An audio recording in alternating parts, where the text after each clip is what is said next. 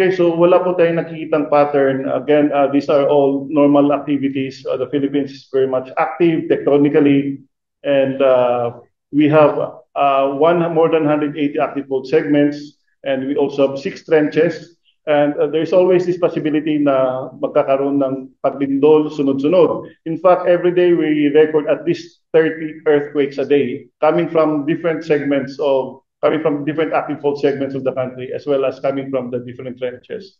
Just that minsan lalakas and maramdaman ng mga tao. But again, karamihan dito ay mga mahina lamang. So in this case, in 1 week, nagkakaroon po tayo ng malalakas na paglindol, but then these are all coincidence because again, as I mentioned, the Philippines is very much active seismically, and we have many active faults, and we have 6 trenches and 180 active faults.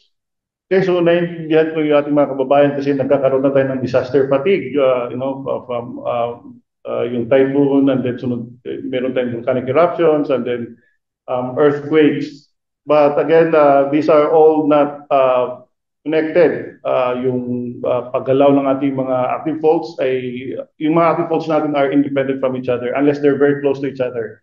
Pwedeng magkaroon ng what we call the stress transfer. But in this case, masyado na pong malayo from Cebu to La Union and from Mindanao. Wala po silang connection. Again, wag po silang matakot.